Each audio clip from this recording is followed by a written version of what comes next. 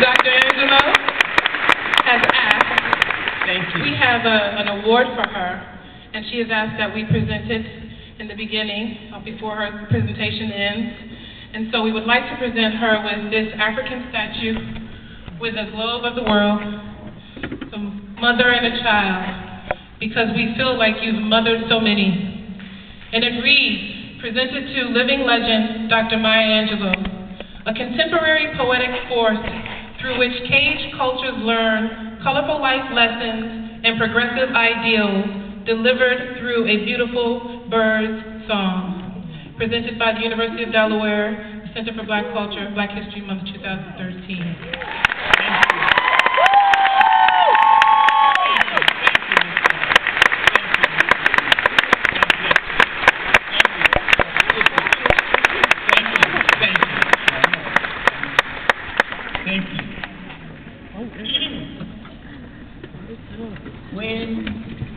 When it looked like the sun was not shining anymore, God put a rainbow in the clouds. Imagine that. Imagine that. That shred from a 19th century folk song, African American folk song, was inspired by a statement in Genesis, in the Judeo-Christian Bible. We are told in Genesis that rain had persisted so unrelentingly that people thought it would never cease. In an attempt to put the people at ease, we are told that God put a rainbow in the sky. Well, in the 19th century, some African American poet, a lyricist, maybe a woman, I'm not sure about that part, said no, God didn't just put the rainbow in the sky. God put the rainbow in the clouds. Go ahead. Now we know that suns and moons and stars and all sorts of illuminations are always in the firmament. But clouds can so lower and lower that you can't see the possibility of light. So the poet said, God didn't just put the rainbow in the sky, God put the rainbow in the clouds. So that you know that in the worst of times, in the meanest of times, in the dreariest and dreariest of times, there's a possibility of seeing hope. Yes. Yeah, that's it. I was here 16 years ago to accept an honorary doctorate, and I'm grateful to be back again. Even then, I thought of the University of Delaware as a rainbow in the clouds. The truth is that a number of people who are students 16 years ago, and even now, are the first people in their families to enter and stay in and graduate from an institution of higher education. So I look at the University of Delaware as a rainbow in the clouds. Just see it. There are men and women here who have devoted themselves in their lives, their careers, their professions, to being a rainbow in somebody's cloud. Imagine that. I just listened carefully to Miss Moya, my host, as you are my host. And I watched her backstage, and the young man who introduced me, and the young woman who said, and still I rise. And I know that many of us, each of us, is a rainbow in somebody's cloud. Amazing to have enough nerve, to have enough courage to be a rainbow in somebody's cloud who may not even look like you, who may not have the same color you boast about, may not call God the same name you call God, if they call God at all. And yet here you are, being a rainbow in somebody's cloud. I couldn't wait to get here. I was outside for so long, and I didn't understand, why am I getting taken? Why are you all taking, what's the matter with you? Don't you know I have something to say? And that I don't intend to leave till I say it? Yes. The attempt to show us, remind us of how important we are, is so imperative, necessary, that we remind ourselves how important we are and how important our legacy is, how important our inheritance is. You know, I know that many of you know that the first Africans were brought to us to become the United States in 1619. Now, I don't mean to cast dispersions on my white brothers and sisters in the audience, or my white nephews and nieces in the audience. But 1619 was 1 year before the Mayflower docked. We've undergone experiences too bizarre to have been included in Alex Haley's phenomenon, the book Roots, or in the television phenomenon Roots, in which I played Kunta Kinte's grandmother. Too bizarre. And then here we are, still here. Still here. Still the last hired and the first fired, but still here. Amazing. Today, upwards of 50 million, and that's a conservative estimate. I know people who swear there are more than 50 million black people in the Baptist church. They're not even counting backsliders and AME and C. And there's 3 black atheists in the world, but still here. Amazing. At some point you have to think, how did the people survive? How did they survive if they didn't have rainbows in their clouds? And I suggest that African American poetry is one of the rainbows. Imperative that you know the African American poetry. Just to tell you something, a couple of shreds from folk songs. There's a shred from the 19th century folk song in which a black man spoke of the woman he loved. He said, the woman I love is fat and chocolate to the bone. Praise and God. every time she shakes, some skinny woman loses her home.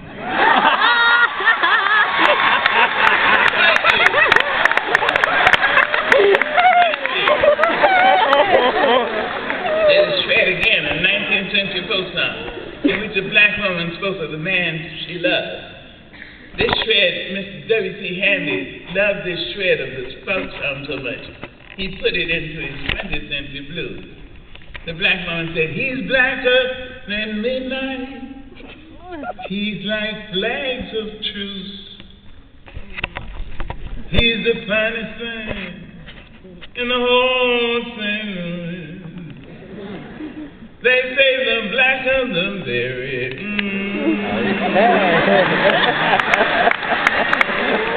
Sweeter is the juice.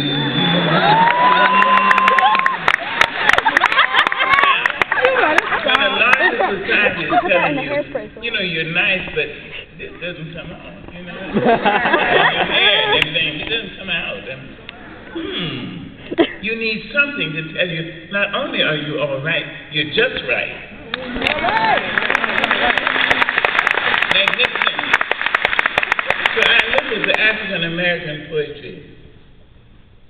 I bring it here to you to encourage you as you're in this institution of higher education, so that you will become yourselves rainbows in somebody else's cloud.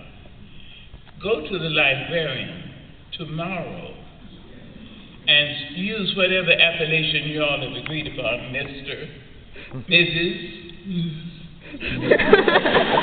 Doctor, Yo, and take to the librarian, Miss Angelou, last night. You can call tonight if you have the private number, but don't use my name.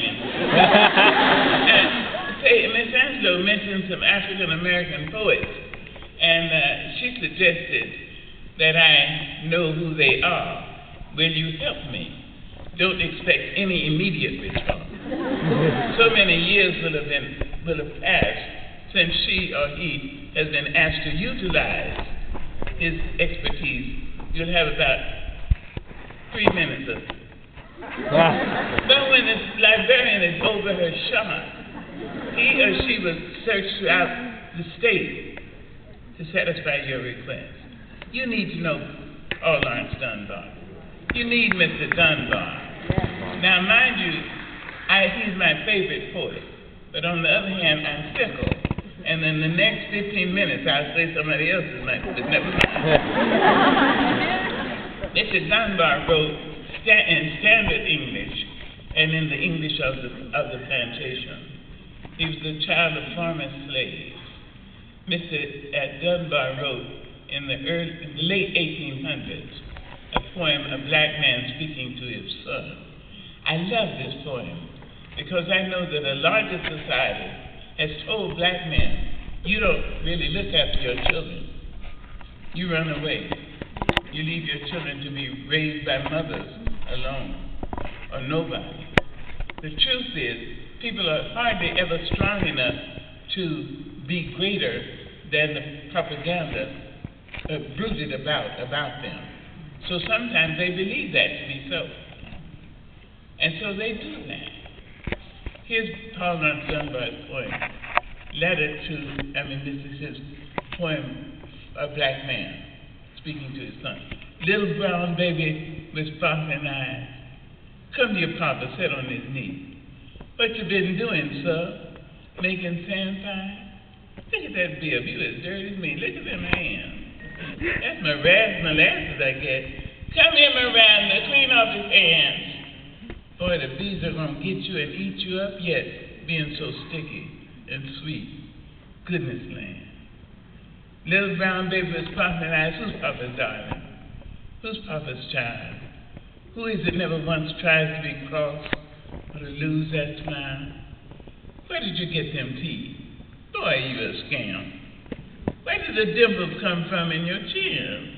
Oh, Papa don't know you. I believe you're a tramp. Mama, there's some more stragglers come here trying to get in. We don't want no stragglers hanging around here.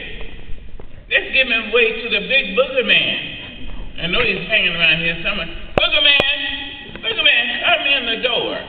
Here's a little boy you can have for to eat. Mama and Papa don't want him no more.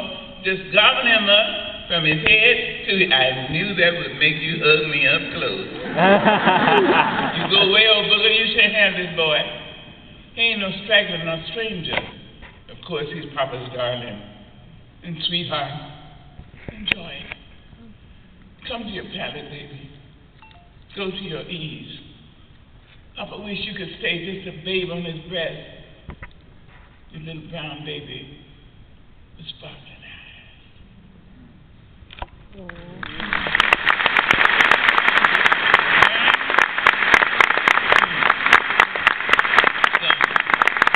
Also Dunbar, writing in standard English, he wrote a poem called Sympathy. Again, the end of the 19th century. I've used this poem, Sympathy. I've taken titles for 3 books from this one poem.